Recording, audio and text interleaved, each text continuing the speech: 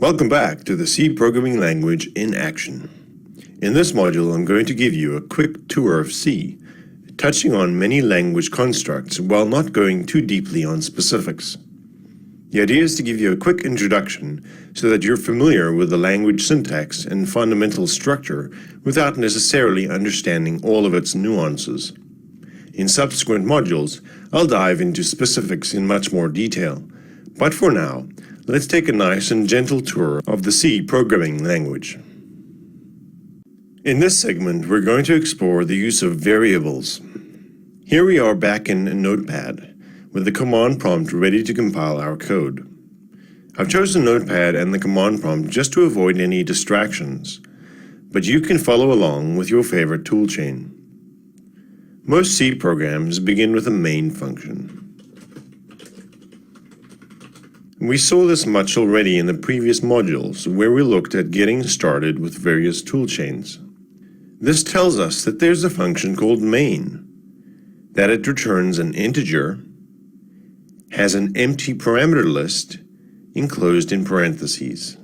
There's a function body enclosed in curly braces, which consists of a list of statements that the function will perform when called. This is the sequence of instructions that the computer will actually execute. Every C program consists of a number of functions, often many thousands of functions, that together make up the execution of the program. This is in fact enough. We can compile and run this, and we'd have a perfectly acceptable C program.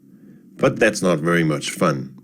I can include the standard I/O header as we did before, for the standard input-output library. The curious hash include is a signal to the preprocessor, a compilation phase before the C or C++ compiler proper kicks in that literally includes the contents of the given text file. In this way, you can combine different files to be compiled together. Now I can use one of its functions, one of the functions declared in this library, to print the classic message.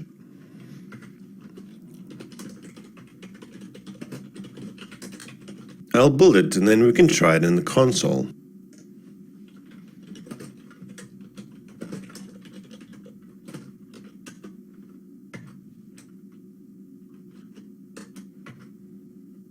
Great.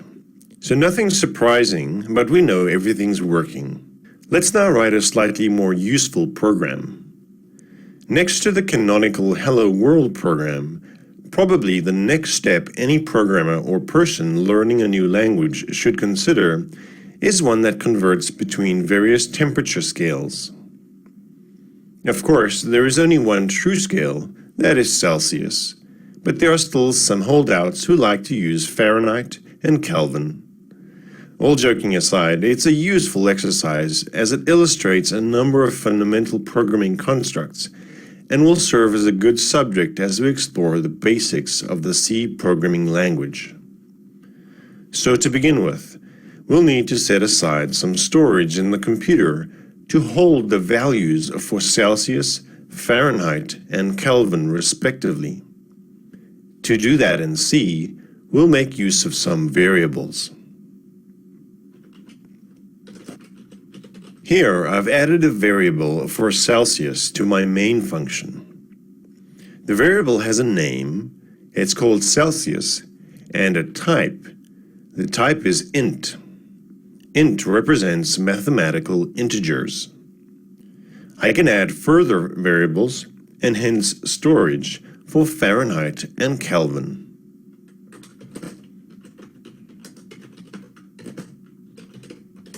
Now these variables don't initially have a meaningful or deterministic value, so we can assign them some values. We'll begin with Celsius.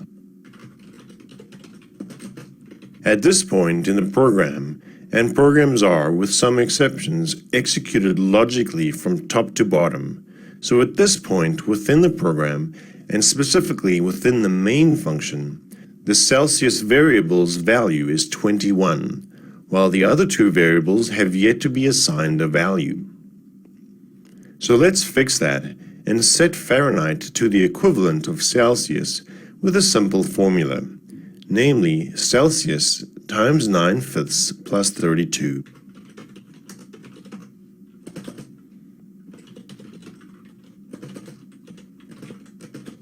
Have I told you lately that Fahrenheit is a ridiculous temperature scale? Next up is the bizarre Kelvin temperature scale. Oops. Okay, so now all three of the variables have been assigned a value. Let's again use printf to print out their values.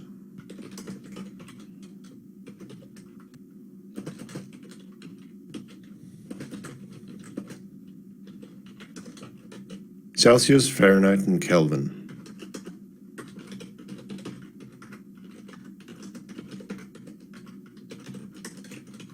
Here we get to see some of printf's power.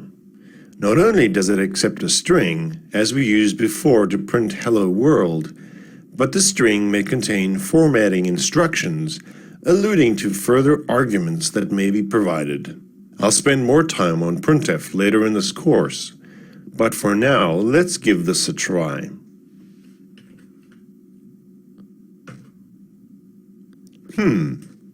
The compiler is warning about something. Conversion from double to integer. Possible loss of data.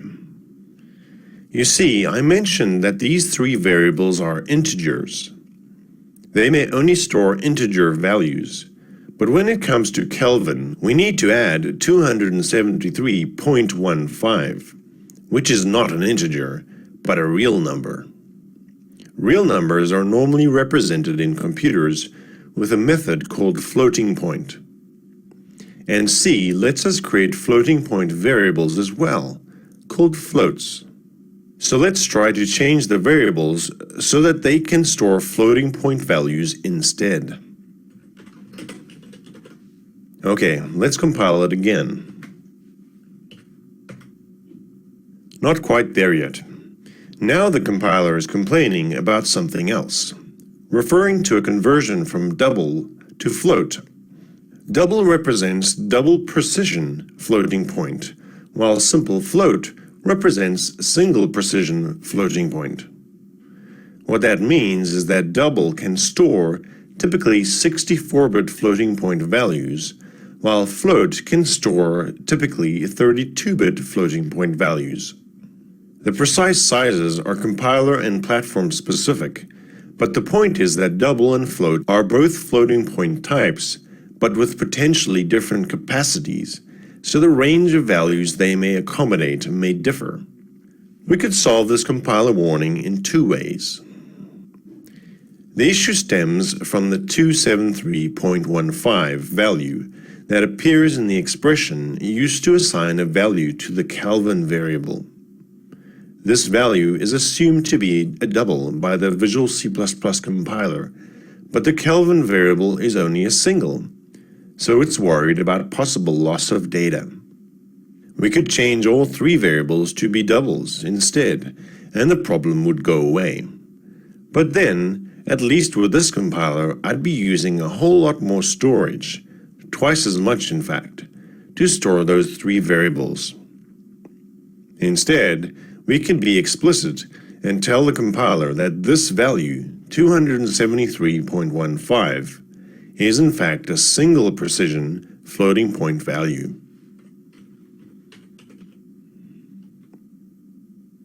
And now we can build the project, and the warning should disappear. Wonderful. But having made the switch to floating point values, we've inadvertently introduced another problem. The Visual C++ compiler doesn't pick it up, but many other compilers, including GCC, will pick up this mistake. The conversion specifiers in the format string provided to the printf function indicate that the arguments will be integers, but we're now passing floating point values. Floating point values have a different binary representation, so the printf function will not be able to interpret them correctly. Instead, we need to tell printf that they are now in fact floating point values that must be converted to decimal notation for presentation. And being floats, we can indicate the number of digits to appear after the decimal point. The default is 6, but 1 or 2 will suffice for temperature reporting.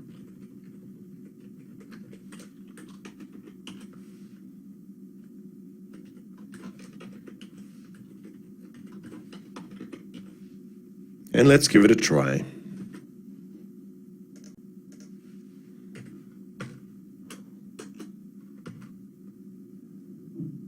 Wonderful. 21 degrees C is 69.8 degrees Fahrenheit, which is 294.15 degrees Kelvin. In this segment, we're going to explore the use of loops. While it's nice to be able to print out the corresponding Fahrenheit and Kelvin values for a particular Celsius value, it would be nice to be able to print out a range of values. One option is to copy and paste this code over and over and over, changing the Celsius value each time. Or we can simply use a loop. Once the storage for the 3 variables has been declared, we might wrap the remaining statements in a while loop to have the computer repeat them a number of times.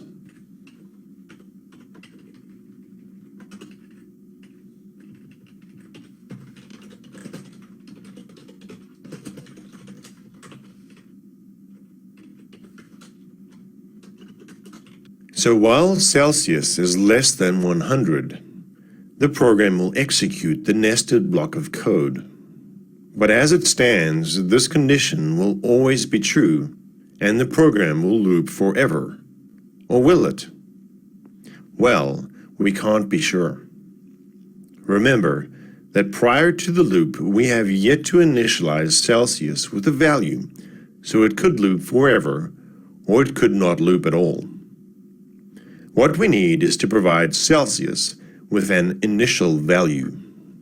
We can use an additional assignment after the variable has been declared and before the while loop, or we can in fact initialize the variable right where it's declared. Now, Celsius will have a value of 0 right from the get-go, while Fahrenheit and Kelvin remain uninitialized. Now, we just need to still ensure that the Celsius value changes from one iteration to the next, so we can get some differentiated values, and so that the loop will eventually come to an end.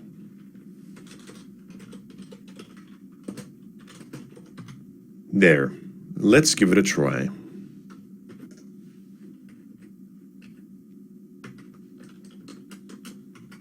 Nice. So we can see that the program ended up looping 10 times before coming to an end, each time printing out the updated Celsius, Fahrenheit, and Kelvin temperatures. Your own functions. We've already written our own main function and called the printf function, but we can and should write additional functions in the natural course of writing any C program. We might want to wrap up the specific expression involved in converting from Celsius to Fahrenheit, for example, so that we can isolate the code in one place and reuse it as needed.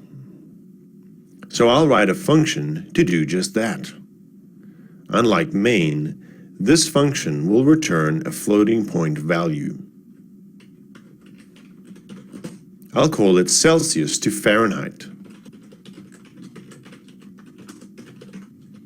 And it will include a single parameter that will receive the Celsius value to convert. I then just need to add a block of code that will be executed every time this function is called. It's here that I can place the knowledge of Celsius to Fahrenheit conversion.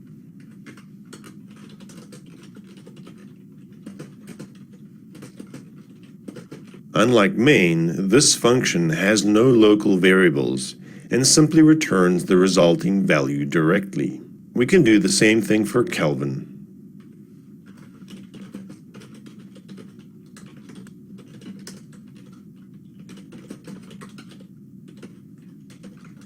And it simply needs to return Celsius plus 273.15.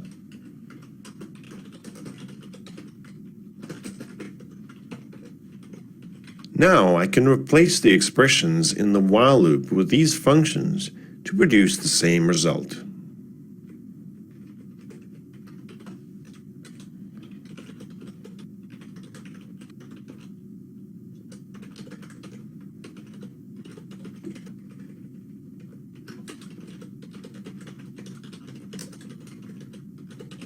Now it should be obvious at this point that the Celsius variable is really the only one that needs to be declared before the while loop. The others are only referenced from within the loop. It sure would be nice to avoid having those uninitialized variables hanging around longer than necessary. We've already seen how an uninitialized variable can be troublesome. Well, we can simply declare the variables at the point where their values are determined.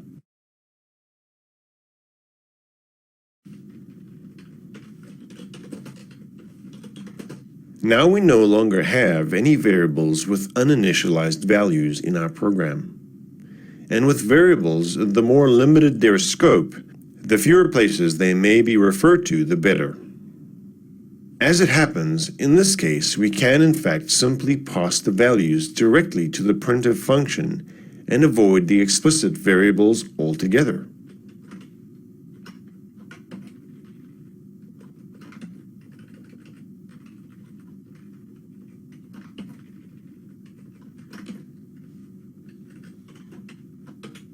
Now those functions are returning the values, which are then directly provided as arguments to the printf function. Let's give it one last try in the console.